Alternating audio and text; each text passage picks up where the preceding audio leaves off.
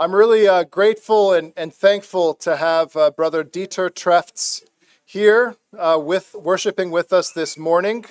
Brother Dieter is one of the 5 elders in the Neuhütten Church in Germany.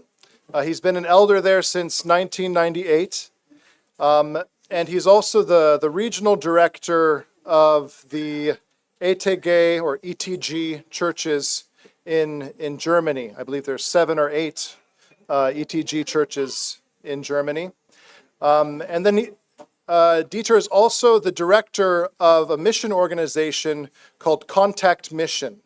And when Brother Dieter took over the directorship of the mission, I think there may have been around 6 employees. And today there's over 400 missionaries that are being supported and sent out by this organization. And so I was very thankful for Dieter to reach out and to offer to connect and to present to us as a church. As a church, we want to be mission-minded, both in our local mission field here in Worcester and Wayne County, as well as supporting worthwhile missionary efforts abroad. So please give your attention to Dieter and take notes and be thinking about how this applies to you personally and how this applies to us as a church, so that we can be living out these the biblical principle of being on mission for God. Thank you. Okay, thank you, Judah, for this introduction. I hope you can understand my English, because I have a special dialect. It is Schwäbisch, so I hope you can understand me. I will tell something before about my personal life. I grew up in a business household, and it was clear for me that I will be a business in Germany. So I married my wife and asked her, are you willing that you will be a business wife? And she said, yes, okay, go ahead. And then we get a calling to go to Bible school. I was preparing my business, and so we have a calling to go to Bible college. We went to a Bible college for 3 years. And then in this year, it was clear I very interested in mission. And I have a calling to Austria, to go to Austria. But I wrote a letter to the founder of the Contact Mission. And he said to me, stay in Germany and build up the Contact Mission. It was 1984. And then I was joined the mission with 6 missionaries. And then I studied missiology in Germany and in South Carolina. And after this time, it was clear that I will go back to Germany and help there to build up Contact Mission. And we started with church planting. And it was really a good time to see what's going on in Europe. And then was open, the board or the wall was falling down in Germany. And we have a lot of open doors. I will say you something about these open doors. And then we stepped in Ukraine, in Russia, and then in South America, and then Africa, when God opens this door. And so I'm very thankful what God is doing the last years.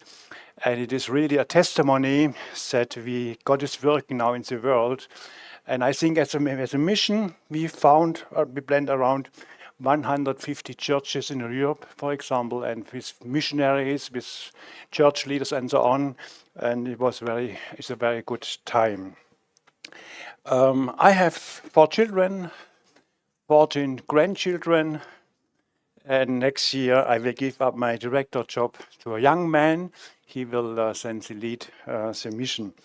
And we have our lodges in Canada and the States and Switzerland, Ukraine, and the several countries. We have some lodges, and we send out missionaries all over the world.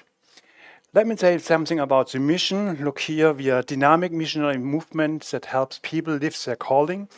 We have a lot of people, they have a calling, a strong calling from God. For example, they have the calling to go to a special country, for example, to Austria. Then we said, okay, what is your calling?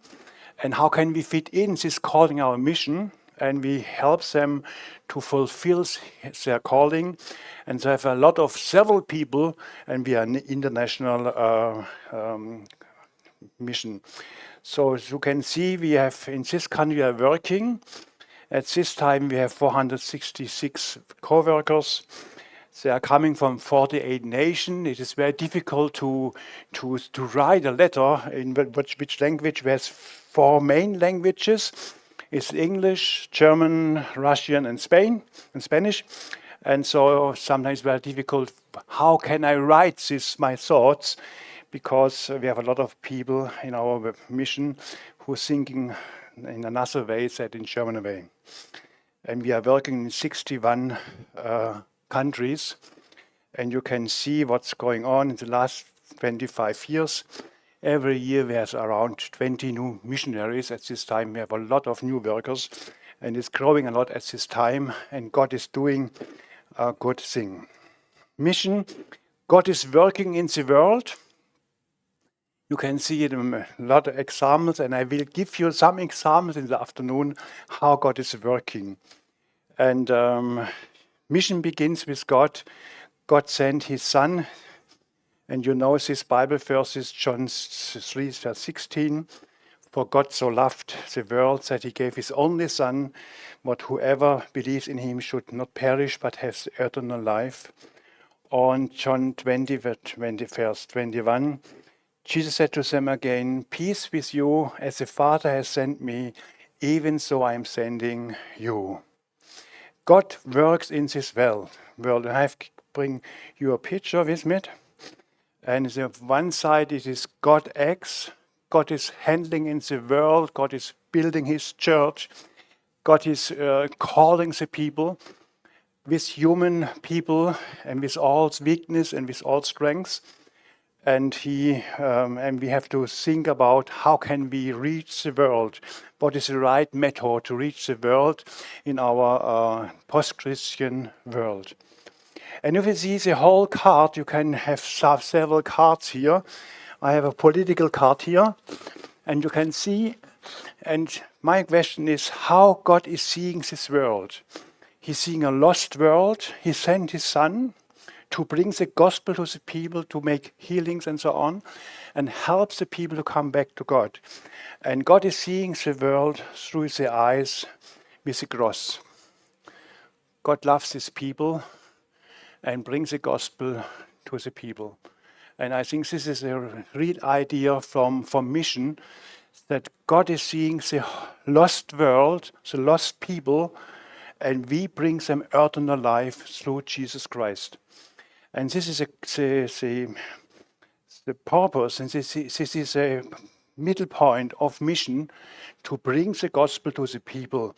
And I can say you some examples what is doing in the world.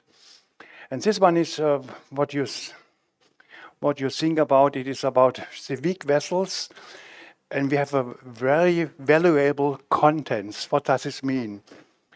God is working with some difficulties with our people, with our human beings, because we are weak, we have weakness, for example, to learn the language, to learn the culture, to be in another country. But God help us to fulfill His mission movement. And it would be much easier for God if we are working without my personality or His human beings. It is much easier for Him to work by His own, to call people or to bring people to Christ without our help. But He said, okay, I will send you with your gifts, with your weakness, and you can do a lot of things in this world.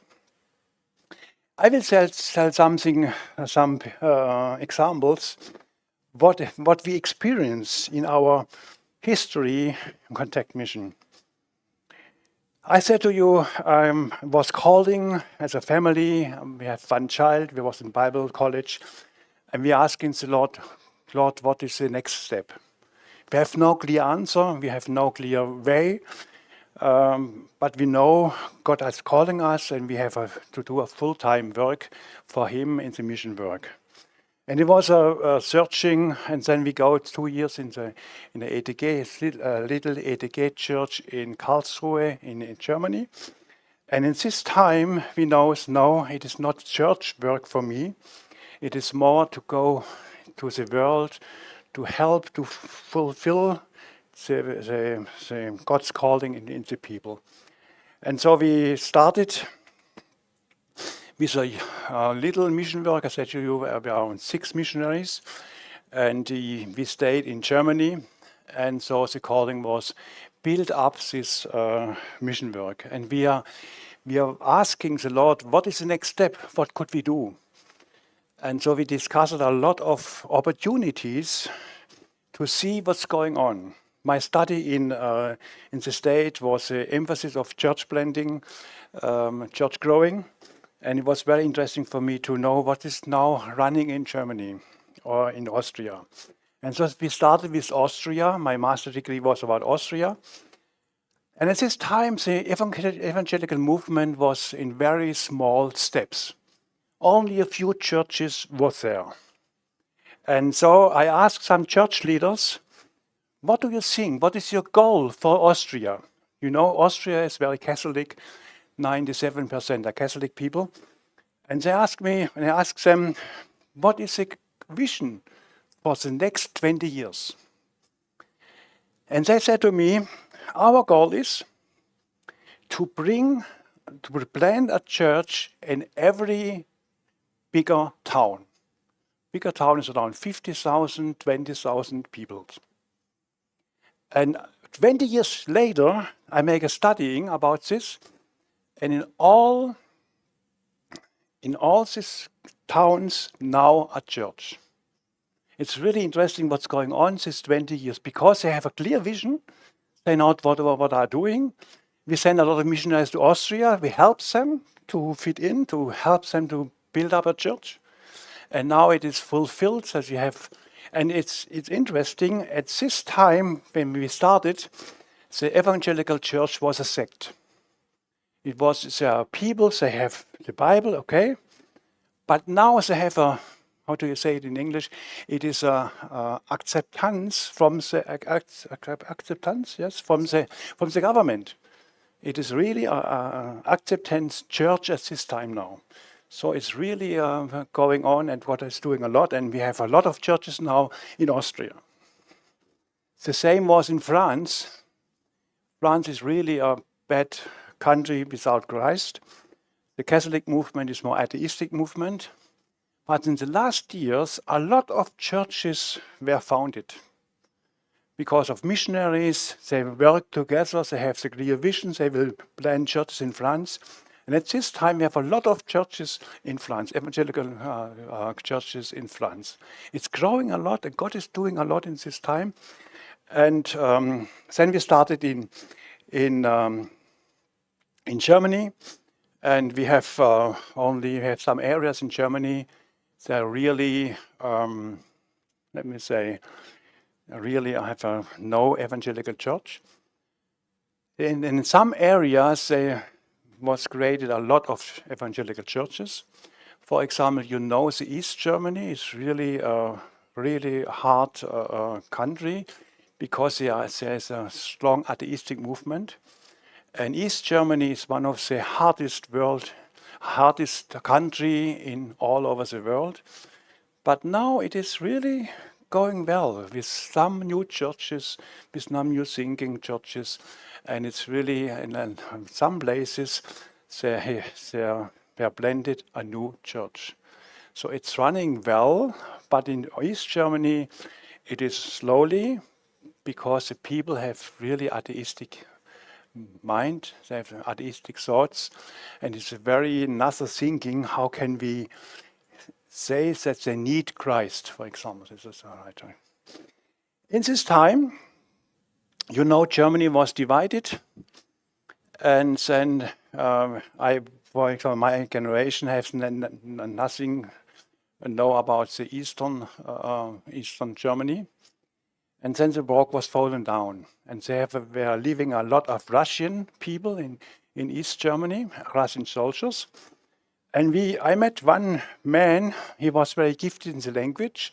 He has a lot of Russian language, good skills, and he was working under the Russian soldiers. And I think it was really interesting to see that a lot of Russian soldiers make or became Christians. In this time, around perhaps 200, 300 Russians were converted. And they went back to Ukraine, to Russia. And this was a start point for us, because they have to leave the the German country. They went back to the Ukraine and to Russia. And so we gathered all people in Russia and Ukraine, and we started to work in the Ukraine. We started with a Bible school, with a Bible seminary, and God was open for the people.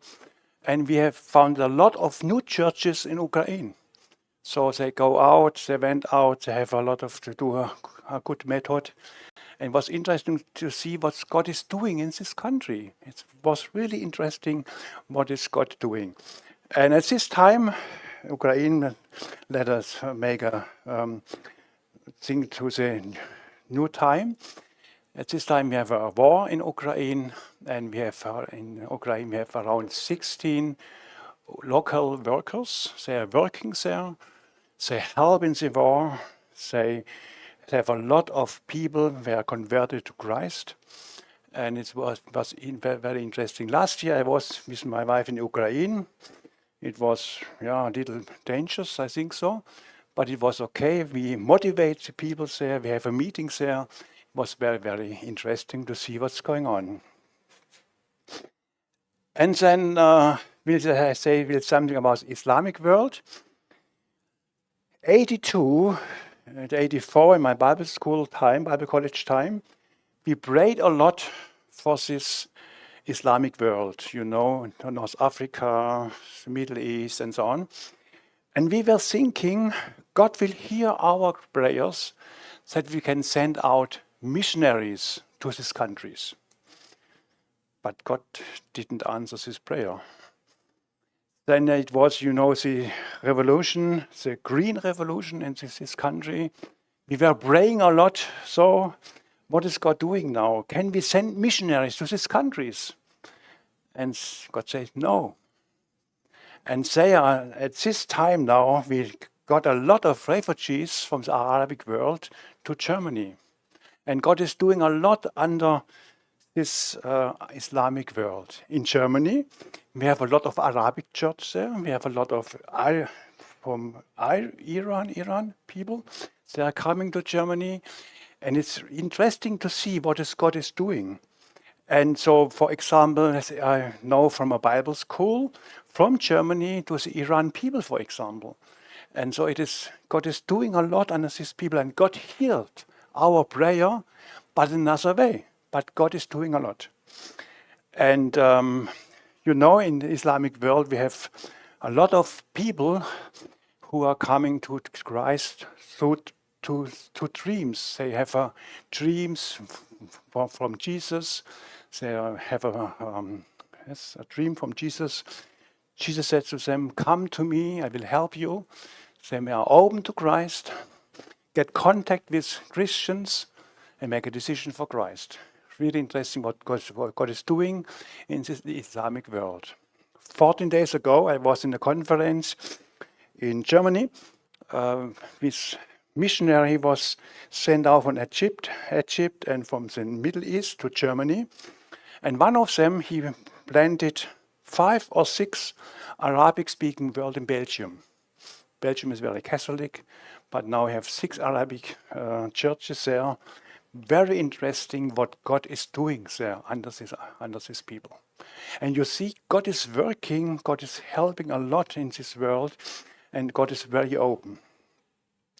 If you see a picture, we'll see you one more picture here.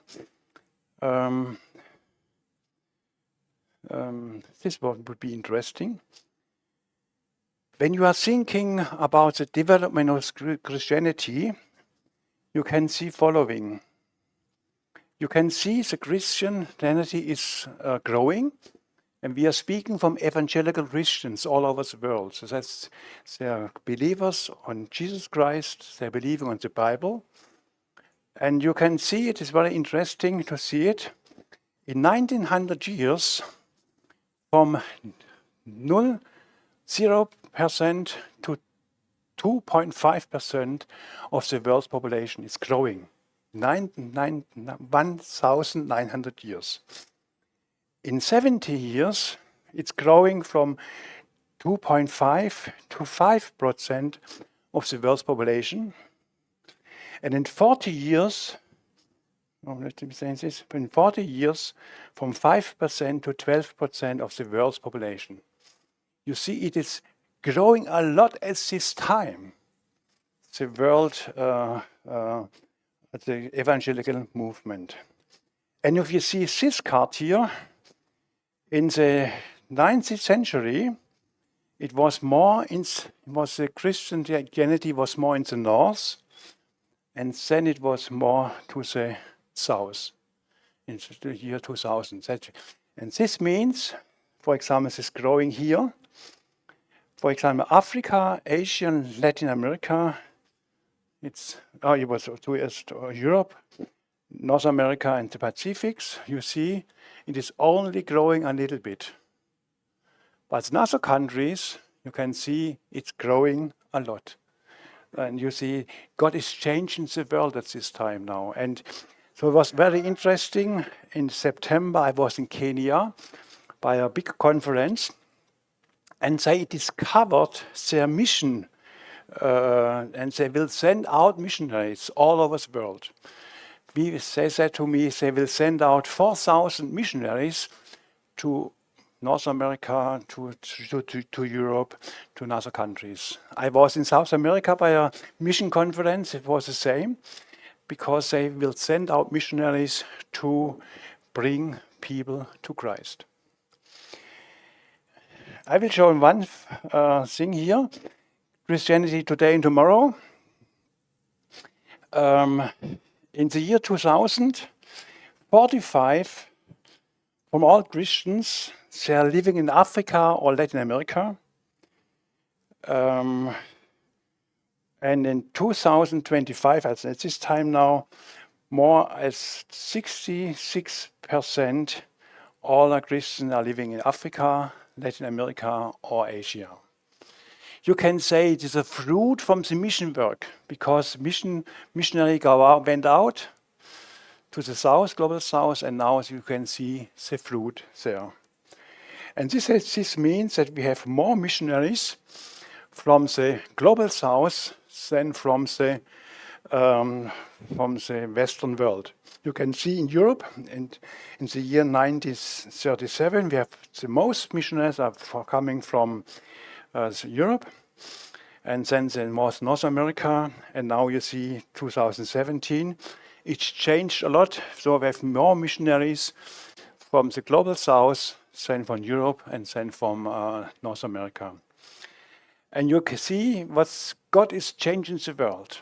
And at this time, we have a great moment to see God is working a lot. But you can see, if you see this picture, God changes the missionaries. If you are visiting other countries, you can find all kind of missionaries from all countries. But they are working in a new way. For example, I spoke in Kenya with one man. He sent out missionaries to the tribes. And the tribes in Kenya, let me place this here. But they have no money. So they have to find new ways. How can we support these missionaries? And he explained me the way, how it is a new way to finance these people. And for example, they have a business, for example, they were supported from some people, from the churches, from the receiving church. But it's going on. You have to know, we have over years, the sending of missionaries were from rich to poor, and now we have a new world from poor to rich. And we have to think about new ways. What is the new way in our mission thinking? Because the global south was sending out a lot of missionaries. And for example, in Kenya, they send out missionaries to India, to other countries, and it's normal for them to have other ways than the Western thinking. In 14 days, I will be in India to speak pastors. and I will encourage these people to go in other tribes. They have the thinking, we will go, but we have to find ways how then they go. They have a lot of people, and what is the emphasis of this? So you see, God is working a lot in this world, is doing a lot, and it is interesting what's going on. So, do you have any questions about this? So I have a thinking a lot about mission. So it is, if I tell you a lot of stories of a mission director, would be too long. But perhaps you have questions about the world situation which we are living in. What are some of the challenges of the South, the missionaries from the global South, as they go from poor countries and be missionaries in richer countries? So we started, we named Mission Reverse. From South America, we got a lot of missionaries to Germany. It was easy because they have, I think, the third generation can get a free visa in Germany because they have a European citizenship. Years before, it was much easier. Now it is closed because the generation is too old now. This was one point. It is about the visa. How can we get in these people? And the second thing is the money. And so it is. Today we speak about business as mission, and we speak about workplace ministry. And so we started a new project at this time now in Germany to win people who have a good profession to come to Germany, and it is much easier. They have the money, and we teach them how can we be a witness in the profession to the people. And we expect it now. We have 20 Indians in Germany. We help them to grow up in this profession to be a good witness, and we expected 10 people from Kenya, and we have the same major to this. That's okay. But the main thing is finances, because we have one couple from Argentina. They were sent out to Germany, and the church is paying all. But how do you say, 1 year salary from Argentina was 1 month salary in Germany. And so the church leaders visit the couple in Germany and say, oh, after 2 years, we cannot see any fruit, and they are calling back. And the another thing is that we, for example, the South American people have a lot of, people are open to the gospel. A lot of people make a decision for Christ. And I said in this way, say, go on the knees, say, pray to God and said, please bring people to Christ. And they go on the street and they win people for Christ. And they were sent out to Spain or to Portugal, and they do the same method. They were praying and so on, but no one was converting. And it is you need a long breeze in Europe to bring people to Christ, and this is a difficulty because they have to. No, it is much easier to bring people to Christ in the global south than in the northern part of the world. So What part of India do you plan to visit? I am playing Orissa. Orissa, it is named Orissa. It is a very dark area, and have a lot of pressures as Christians. And our partner organization, they have children homes and have around 120 church planters. And we educate this. We start a new program to educate these people. And so it is. Every year we have make a conference with around 100 pastors or something else. It is really good. So and it's interesting in India, for example. So you know a lot about. We have to go to unreached people, and I was in these tribes. So it is impossible for us Western people to live in these tribes and so we have to educate the local people to go there. So they lived in the towns, in the tribes, and they have pleasure, but it doesn't matter. They went out, they went in, no problem. So it is really a good thing to have. We need local pastors to go in these tribes. So that's all. I guess other denominational like I don't know, Catholic, Orthodox, along with like, is there any kind of linking with all the other Christian stuff like in the world in this movement, in this desire to be missionary, or is it primarily Protestant? No. Perhaps we have in Germany, we have the Evangelical Alliance. They have a faith understanding. And we have another organization, it is named Evangelical Mission Movement. Over years, I was the director of this movement, and we have a special mission understanding. And this is our base. And usually we have no Catholics, we have no Orthodox people. We have several denominations under the Christians in Germany or in the States. But you have to know, for example, in South America, the Catholic Church is another than in Europe, for example. I was in South America, in Bolivia, and I have a Catholic church. It was full with people. They are singing good worship songs, and so it is really interesting what God is doing there. But we have connections, but we have no workers from this Catholic movement.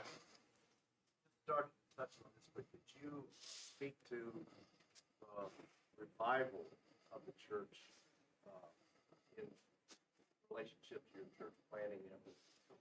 What's going on? I think you just talked about it there.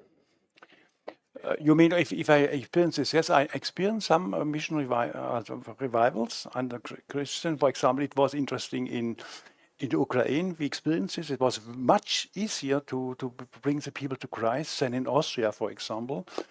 But I think God is working in waves, and sometimes you have a very open door, and the door was closed. For example, it's a good example, Ukraine, for example, the door was very open. We reached a lot of villages and towns and so on, and a lot of churches were planted there in all of Ukraine. Perhaps after 10 years, it was closed. The people were very, very busy. They have no time for Christ and so on, for the church. And it was really hard to win people. And now the war, for example, opens the people now. And a lot of refugees went from the war area to another area of Ukraine, and they're very open for Christ, for example. And I think the key for the people is that they have really a dynamic for Christ. They have a enthusiasm for Christ. They are speaking about Christ. And they experience wonders, for example. Yes, they're praying for another people. So it is really interesting to see what's going on there. But if you ask me what is the difference between the Christians, the global South, and the global North, I think my answer is we are missing the enthusiasm for Christ. So we are very, dry thing. We're speaking about Christ and so on, and they have a dynamic fire for Christ and so on. Fires in the south. It is a weakness in the south, yes. In the south. And for example, I said to you, sometimes I really, let's tell you a story. Sometimes I have doing things that is really far away from me. I was in India, and they got a new engine. And they asked me, Dieter, can you pray for this engine? I was surprised because I should pray for this engine. I did this. I pray for this engine it will be a long time, that we live a long time and so on. And really, 10 years, the engine was running. So it is normal in this culture that they are praying for all things. Yes, I think the statistics are indicative of that decline. So I was just thinking, 1940, the world population was 8 point something billion, and now it's 8 point something. And yet, Europe and North America have gone down, while the population has quadrupled. They have been quartered, and everyone else is exploding. It's interesting. The church is growing faster than the world population. But now we have several statistics. The one says it is lower under the world population. Another says it is above the world population. I believe it is over the world population that is growing a lot at this time. So, because in South America, Africa is really, and it's interesting. Africa will be the key for the world evangelization, about the world statistic about Christianity. And so it is very interesting. The Christians in Africa have the emphasis on discipleship, because they have a lot of Christians. They say, I am Christian, but they have no really connection to Christ. They need discipleship. That is the new strategies I'm talking.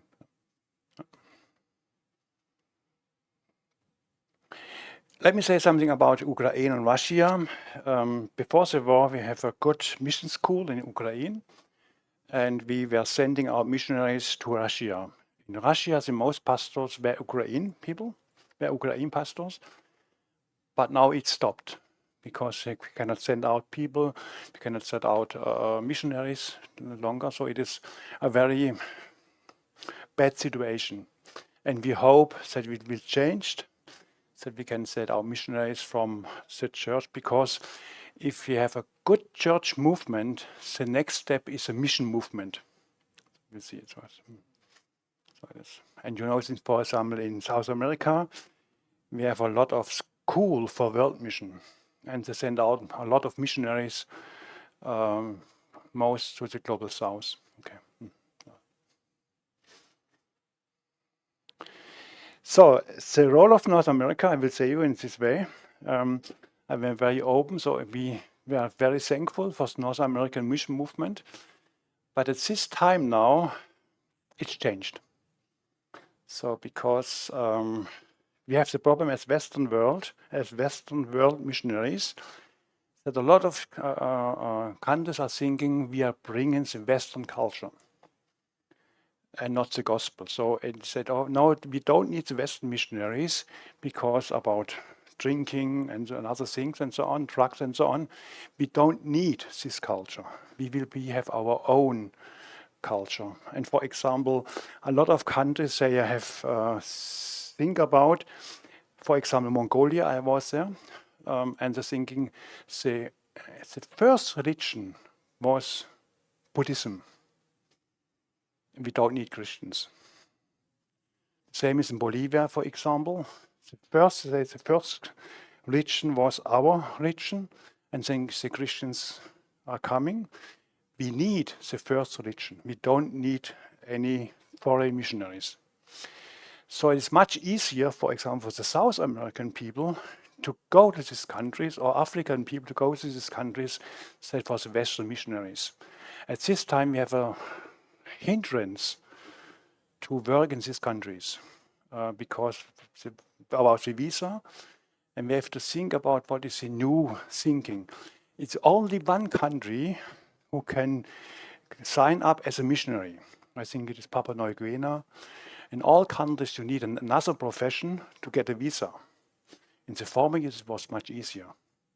But now you make this hindrance. India is the same. Because it is, yes, you need a lot of, how to say it, you need a lot of faith, not only faith to get a visa, can go to India. Former years was much easier, but now it is really difficult. And the visa question is a question all over the world, we struggle with them. For example, if you make international conference, it is most in the countries, Malaysia, for example, but in this country it is much all over. So you can get a visa very easy for the visitors, but for another country it's very difficult to get a visa. So it's changed. So it is the Western world. It's good that we have a lot of money. We can help the mission. But the missionary is complicated because they have very complicated to come in these countries. So. Differences with the activities or approaches you take with the northern western countries versus the southern countries in order to share the gospel? What works, I guess, Okay. with each group? I think the Western missionary has the emphasis more on to preach the gospel.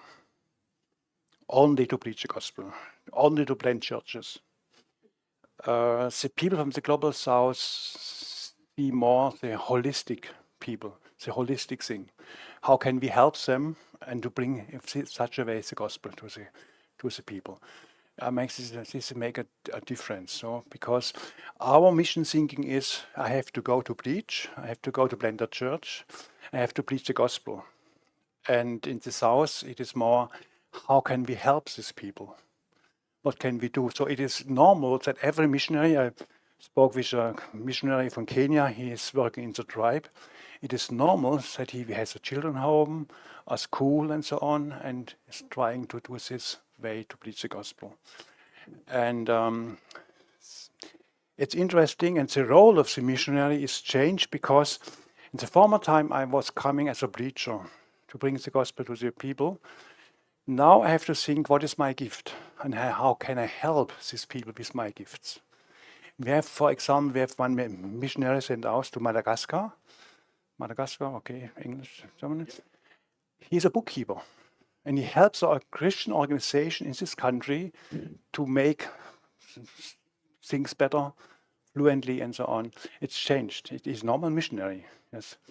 But in the former years, we will say, you have to preach the gospel, to bring the gospel. But now I'm more helping. What are my gifts? And the example, for example, in Guatemala, there's a big Bible school, SEDAC, it is named. Former years, it was built up from people from the Western Germany and North America, and I have around 2,000 students. The beginning, all the teacher was from Western side, and now only 2 or 3 people are from the Western, all over from South America. So it's changed a lot. And if I have a normal theological education, it's not enough for this country because they have a very good teacher. For example, Ukraine, we started this Bible school. If you will teach there, you need a higher education, yes, to do this. It makes a difference. But I think the thinking is, for a missionary, we send them out, you have to preach the gospel, you have to plant several churches, but the time changed. Yes, okay. Yes.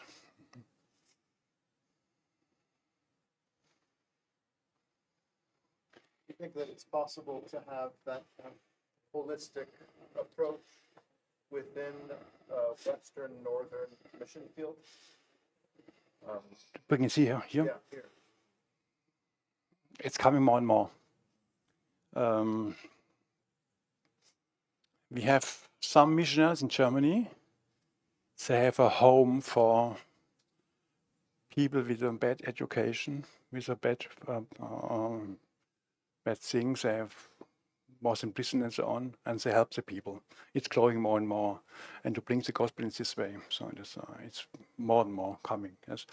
For example, in Eastern Germany, I think you cannot preach there because they have no idea about Christianity, and you have to see what is the key to these people. And the key is to have fellowship, to have friendship and so on, to be together with these people, that they can see your life, and then you can preach. But before it is, Christianity is not nothing for me. But if they will see what's going on, it is good. What I did see in Germany, my wife is very gifted in praying. And it was very interesting. She go in the town and the village and they see the people there. And sometimes he spoke with his people. And it's usual for my wife that she will say, okay, can I pray with you? And she prayed with his people. And 14 days, 3 weeks later, what's going on? She asked. I said, okay, it's better. So they are interested in the Christianity. So how can we learn what is the key to the people? And I think sometimes from the global south, they have more the key to the people than we Western people. For example, our Khalaf, it is an Arabic missionary in the middle of Germany. He is a football trainer, soccer trainer, and have a good connection to the parents and to the children and brings the gospel in the houses. Yes. So it's changed a lot at this time because just in Europe, the people have know their religion. In Germany, you have all under 50% belongs to a church. And the next generation will never know something about Christ. So you have to find the key. What is the key for the people and so on. And if you say you can come to us, they will not come because why should I come to your church? Yes. But if they have seeing the church, the love of the church, the testimony of the people, they will come. That's okay.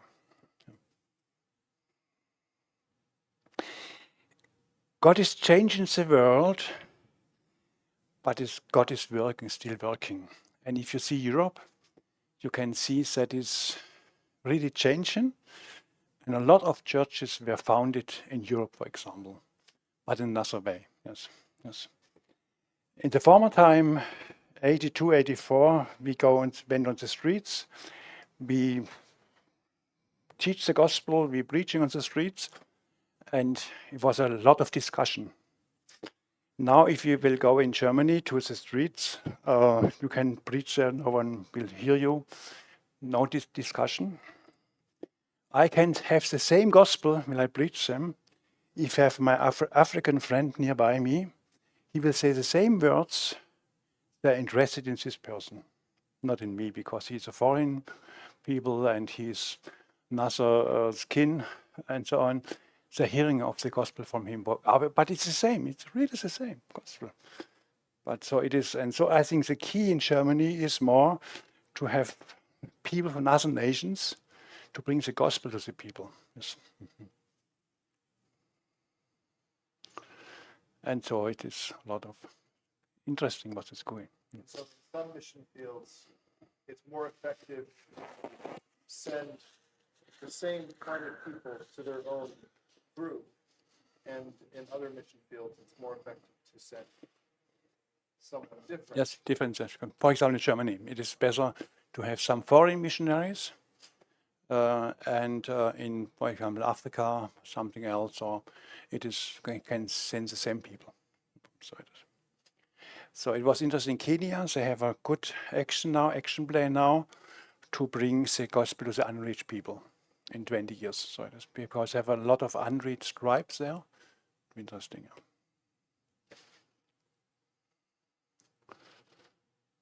Back a little to the thoughts went to it, north and the south. You're saying, I think it's faith. It's healing. You're talking basically a miracle, right? It's not A miracle. miracle. A miracle more accepted in the south. Is that what you're talking about? Yes. Okay. Mm-hmm. So with that, there's a lot more faith. I think so much I sense in the north. There's probably a lot more money. There's a lot more physicians, doctors, and somehow we have a false cushion of that holistic. And we were more poverty, or I'm just saying, if you can relate, am I touching on something there? Mm-hmm. Okay. Yes, because I think it's very difficult to say it. I hope I have the right word in English that you cannot misunderstand me. I think every culture has a special theology. And for example, in Germany, you know, the Lutheran theology have the evangelical movement too, because, for example, Luther emphasizes the teaching of the word. In some Lutheran church, you stand up if you something reads the word, for example. And so it is in Germany, for example, it is normal that you have a sermon with the church, the middle point is the sermon. And it is more with the head to think about it. And in the global south is more the feeling. Yes, for example, the music is very interesting. Yes, so if I be in other countries and hear the music, it's very another thing than in Germany or in the States or whatever. And you think it is more the feelings. Yes, to bring, and it's interesting. The northern part of the church has more the head thinking. Yes, it has to be clear, but in south is more to bring it more with feelings. Yes. I send you an example. I was in Africa to teach pastors, and in every session they have a youth choir to sing, and they were dancing, a lot of loud music and so on. And they asked me if I will be part of this dancing, and I was dancing with them. It was very interesting. It's another way to preach the gospel, and then was accepted. I was invited to Brazil, and they asked me, "What do you think about the charismatic movement?" So I was telling them a lot what I believe and what not, and so on. And it was a long letter, 2 sides, and so on. And then I was in the church. It was very interesting.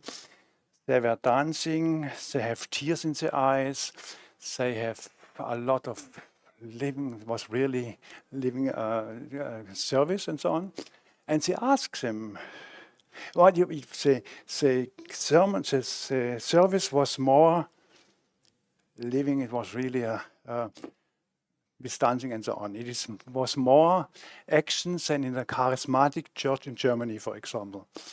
And I asked them, what was your question? And they said to me, the charismatic movement in South America is a prosperity gospel. And this was a question, if I believe on the prosperity gospel or not. No, we don't believe in this. You know what prosperity gospel is? Yeah? If you will be rich, you have to give money and so on. And it makes a difference. Yes. So when we in India, I don't understand the music. It is so difficult for my ears. But they are singing a lot. And so it is, but this is really reason, and we'll stop here. It's interesting when I be in these countries, I don't understand the language. And then, but I saw in their eyes, we are both believe on Jesus. And the center is Jesus. And this encouraged me, yes. And around the structure around is different. It bothers me part-wise, yeah. But they will follow Jesus. And they said, Dieter said us something, how can we follow Jesus? How can we live in a good way? How can we grow? And they are singing their songs. It is terrible for my eyes, for my ears, but it's okay. Yes, that's okay. Yeah. The same Africa, it's the same thing. In Africa, for example, you have a lot of dancing, you have a lot of loud music and so on. It's really interesting, but it's okay.